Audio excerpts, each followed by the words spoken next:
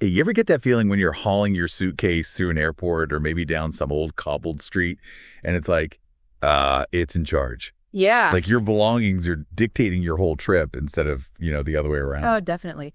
That sense of your stuff calling the shots, feeling kind of physically, maybe even mentally weighed down by what you packed. I think a lot of travelers know exactly what you mean. Well, that's exactly what we're diving into today. We're going all in on this world of minimalist travel, how you can lighten that load, literally and figuratively, and unlock a real sense of freedom when you hit the road. Right. And this is especially helpful if you're someone who wants to get up to speed quickly, but really understand something. If you love those aha moments, and maybe the thought of complicated packing lists just makes you stressed out. Yeah, totally. Minimalist travel offers some really smart ways around all that. So to really get into it, we've pulled together some fantastic resources. We're looking at Franz Eliza's insights from A Traveler's Guide on In My Tiny Boots. The pretty straightforward approach from Miss Minimalist's blog on extreme light travel. Right, the really light stuff. James Clear's guide, which is super comprehensive, How to Pack Light. And Julia Ubanga's practical tips from Rich and What Matters, How to Pack Like a Minimalist. Loads of good stuff there. And we're also tapping into the minimalist travel website, Queenie Mac's personal story on Urs Travel Solo. Oh, yeah, her packing list journey. Exactly. And even getting a visual with Daniel Titchener's YouTube video on his setup. So quite a mix. So our mission today is, pretty straightforward, but hopefully kind of game-changing. We want to equip you with real, actionable strategies and maybe a totally fresh perspective on how to pack. For any trip, really. Doesn't matter how long or where you're headed. Yeah, we're really going to dig into why traveling light can be such a fantastic way to experience things. Okay, let's unpack this then. What's the real driving force? Why do people actually choose to go minimalist with their travel? Well, what's fascinating when you look across these sources is that there are a few different motivations, but they all seem to point towards making travel easier and, better. Right. For Francelis, for instance, she mentions being petite. So a big part of it was just the physical thing of dealing with heavy bags. She really wanted to avoid that strain. That totally makes sense. I mean, just picture trying to navigate a busy train station with some massive suitcase. It just adds this layer of stress, doesn't it? Exactly. And France also talks about the sheer practicality of being able to move quickly, easily, especially using public transport. Imagine just having a light backpack, maybe fits under the seat. Yeah. It completely changes how you get around. And let's not forget the money side. Franz points out baggage fees just keep going up, right? Oh, absolutely. Sticking to carry-on or even smaller can save you a decent chunk of cash. That's a really tangible benefit. For sure. And beyond the fees, think about the time you save. No more hanging around the baggage carousel. Ugh, the worst. And way less worry about your luggage getting lost. Yeah. Franz makes a good point that even if you do check a bag, having essentials in a small carry-on helps if it gets delayed. But yeah, the ultimate goal for many is just skipping check bags entirely. Absolutely. And it feels like it's not just about the practical stuff either, is it? Franz also kind of touches on a deeper shift. Yeah. Like moving away from worrying about possessions and focusing more on the actual experience, the memories. That's a key shift. That psychological aspect, we'll definitely get more into that. And Miss Minimalist, she offers another really compelling reason. Well, she lives in England, takes lots of short trips to Europe, right? So for her, it was all about maximizing that precious travel time. She wanted her luggage down to basically the size of a big purse, wow. So she and her husband could just, go explore immediately, not weighed down at all. A large purse. That's that's commitment. It really shows how personal this can be, doesn't it? Different levels of minimal work for different folks. Totally. Okay, so we've got the why. Now, what about the core ideas? Those mindset shifts that make this whole approach actually work? Well, the fundamental idea, and you see this from James Clear and Julia Ubenga, is actually pretty simple. You genuinely need less than you think. It's almost a universal truth, not just for travel. James Clear really emphasizes building trust in your ability to manage with less stuff. It's that fear, though, isn't it? That what-if fear. We pack for every single possibility, even the really unlikely ones. Exactly. And Julia Ubenga tackles that head on. Yeah. She talks about being realistic, consciously avoiding that what-if spiral. Right. The key is focusing on what you will actually need for the things you've planned. Yeah. Not every maybe. That's such a good point. And Julia also brings up something else. Yeah. That feeling that you need to buy a whole load of new travel-specific things. Yes. She really challenges that. Reminds us that the clothes we already wear, the things we use daily, they're usually perfectly fine for travel. Yeah. The main exception she mentions might be travel-sized toiletries if you don't have those already. And setting boundaries seems key, too. Julie talks about picking your bag, maybe a carry-on, maybe just a backpack, and then really committing. Only pack what fits, period. Absolutely. That physical limit forces you to be more selective. And sticking to it during the trip is important, too. Like, Sure. if you plan on buying souvenirs, you need to leave space from the start. Right. Or maybe just decide against bulky souvenirs if your bag's already full. Opt for experiences or photos instead. Exactly. Which ties into another interesting mindset shift Julia mentions, moving from trying to anticipate everything to being more observant and adaptable while you're traveling, basically trusting yourself to figure things out with less. I like that. It sounds way less stressful, actually, more flexible. It's a really empowering way to think about it. Instead of pre-planning for every tiny issue, you embrace a bit of the unknown and trust your own resourcefulness. Okay, I'm sold in the mindset. Let's get practical. The nitty-gritty, how do you actually pack light? Clothing first, because that's often the biggest space hawk. Okay, clothing. The absolute number one thing is versatility. Franz Liz, Julia Benga, Daniel Titchener, they all stress picking items you can mix and match easily. Makes sense. Franz even mentioned she often packs mostly black clothes because it's just so easy to coordinate. Yeah, a neutral palette definitely maximizes your options without needing, like, tons of pieces. And Franz also mentioned considering the climate and choosing fabrics carefully. Exactly. She specifically highlights merino wool. It's kind of amazing, good for warm and cool weather. Right. It wicks moisture, keeps you dry, and it's naturally odor resistant, which is huge. Yeah. Means you can often wear things multiple times without washing. James Clear is also a big fan of merino for those reasons. That odor resistance is a game changer for packing light. And this idea of repeating outfits. Franz and Julia both say, look, it's fine. Most people won't even notice or remember what you wore yesterday. It's so true. We totally overestimate how much people pay attention to our clothes on trips. Franz even gives specific ideas like sports bras or camisoles instead of regular bras for comfort or lightweight tank tops for layering.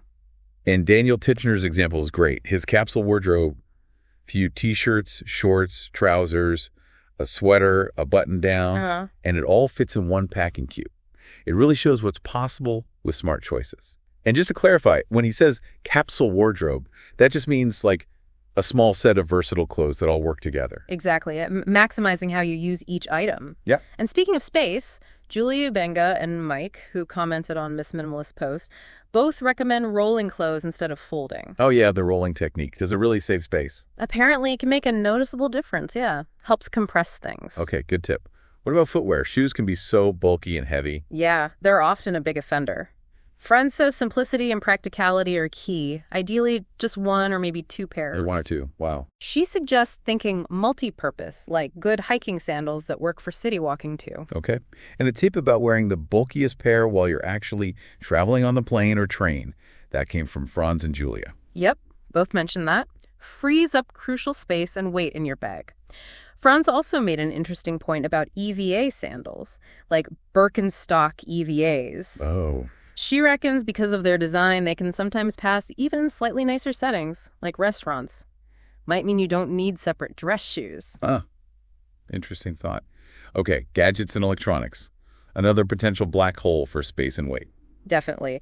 The general vibe from the sources, like Franz suggests, is to really question if you need all the gadgets you normally bring. Right. She talks about her own debate over bringing a laptop for work versus traveling lighter. That's a really common thing. James Clear and Queenie Mac also touch on. But smartphones now do so much, don't they?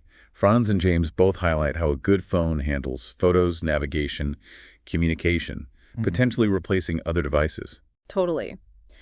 Franz even names specific models known for good cameras, like certain iPhones or Sonys, and Daniel Titchener mentions the iPhone 15 Pro Max. The idea being, if your phone's camera's great, maybe leave the big camera at home. Makes sense. And if you do need a laptop, James Clear suggests looking at ultralight option, like a smaller MacBook.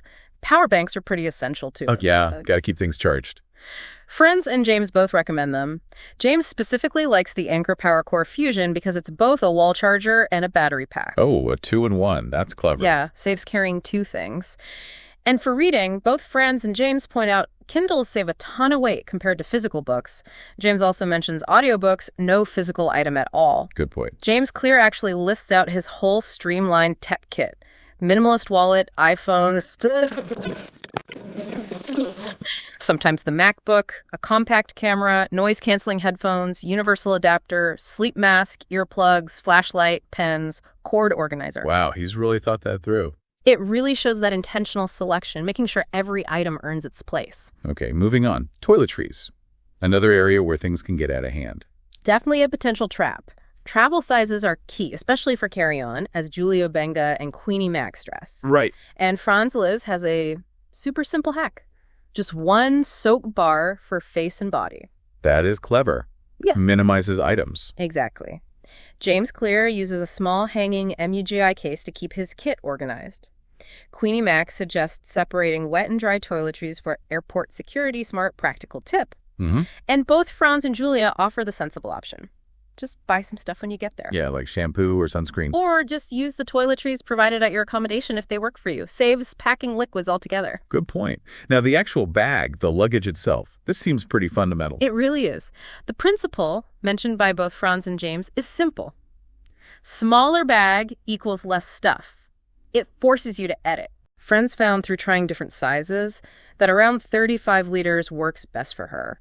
And just for context, 35 liters is roughly carry-on size. And we saw the whole range, didn't we? Miss Minimalist aiming for basically a purse. Yeah. And James Clear loving his super compact 19-liter Tom bin bag for its size and organization. Then you have Queenie Mac, who went from a huge 75-liter down to 30 liters, currently using an Osprey duffel backpack. That's quite a journey. And Daniel Titchener uses a 38-liter bag with that clamshell opening, which seems popular. Yeah, it makes accessing things easier. And he sometimes adds a small packable day pack for when he gets there. Okay. And what about those multi-purpose items, the things that do double duty? Oh, yeah. Super important for saving space. Scarves are a great example. Franz and James both mention them. Sun protection, warmth, sarong, pillow cover. Versatile. Franz also talks about sarongs themselves, pillow sheet, headscarf, towel, blanket. And simple things like rubber bands or resealable bags can be surprisingly useful. It's about getting creative with what you bring. Okay, finally, what about handling absolute necessities? Things you just have to bring. Well, for things like essential medical supplies, someone mentioned insulin, obviously. Health comes first. You pack what you need. Of course. But even then, as someone suggested, maybe look at minimizing the packaging around those items if possible. Queenie Mac keeps her absolute essentials, laptop, phone, documents, meds in her day pack for security and easy access. Right. Keep the critical stuff close. And Daniel Titchener does something similar, using a light sling bag for his passport and documents. So it really boils down to being intentional, prioritizing what truly adds value, and being smart about reducing weight and bulk wherever you can. Okay, we've covered a ton of the how-tos. What's the bigger picture here? So what? What's the real impact of traveling this way? Well, the main thing, echoed by Julia Ubenga and Minimalist Travel, is that it just frees you up.